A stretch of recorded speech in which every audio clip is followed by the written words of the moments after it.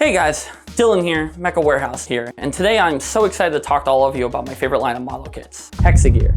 Okay, so what is Hexa gear? Well, I'm so glad you asked. Hexa gear is a kit line from Kotobukiya that combines the concept of 1/24th scale military plastic model kits with a revolutionary block-like customization system that allows you to build a kit like you've never done before. Now, for those of you that have never built or ever seen a Hexa gear kit, let me give you a quick rundown. Essentially, a Hexa gear consists of two main factors: a rider, usually in the form of a governor, and a rideable, usually in the form of a machine. When you combine the two, you get one of the best shelf presences seen in the modeling world. Now, Hexa gear is built around a system that we do not see in any of the other Koto lines, such as their frame arms or their Megami devices. Now, if you're a little confused on what this block-like system is, then let me fill you in. Essentially, it can be broken down into a simple formula. A part is anything that you snipped from the runner, plus a part gets you a block. When you add two blocks together, you get a frame. And when you add two frames together, you get a base model that looks a little something like this. From this point on, you can add weapons and armor to get to the finalized machine. Now this model, known as the hexagram, allows for the near complete creative control. Hexa gear strives for the scrap and build concept that allows rearrangement and customization down to the frame level. So with the initial rundown out of the way, let's talk about the guys who started it all, the governors.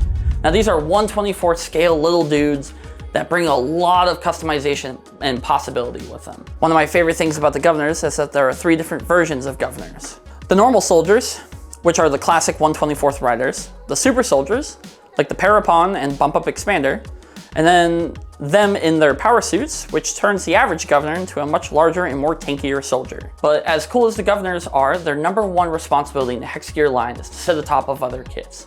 And with that, let's move on to my favorite part of the Hexa gear lineup, the machines.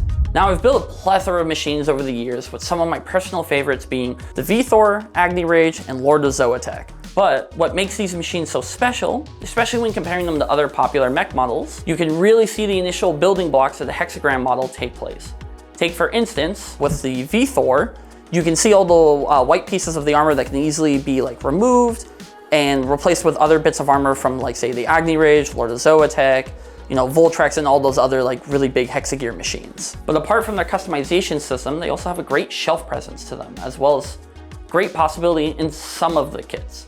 I'll touch on that more later. Overall, the machines from Hexa gear are a real eye catcher that allows for extensive levels of customization, as well as a wonderful display for your governors. Now, I'd be lying if I said that everything I felt for the Hexa gear line was positive, as there are a few negatives as well.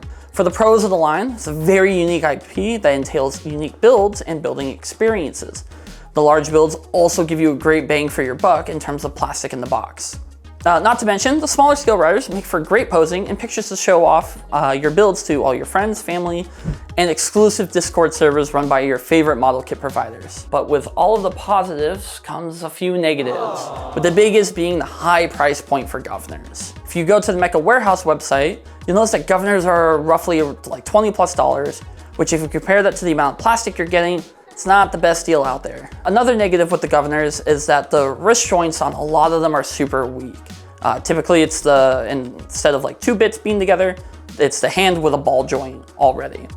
And a lot of times they unfortunately just fall off, which can be really annoying when trying to pose governors for riding positions and other action poses. Some of the larger kits also suffer from posing restraints. Not because the joints are loose, but because the weight balancing on some of the kits are going to require a stand to do any of the action poses. My Agni Rage being a big example of that, where its head is way too big, so it kind of falls forward if you try to get in the stance. You have to counterbalance them a little. But with all the negatives out of the way, let's get down to my final conclusion, which is I genuinely recommend the Hexa gear line.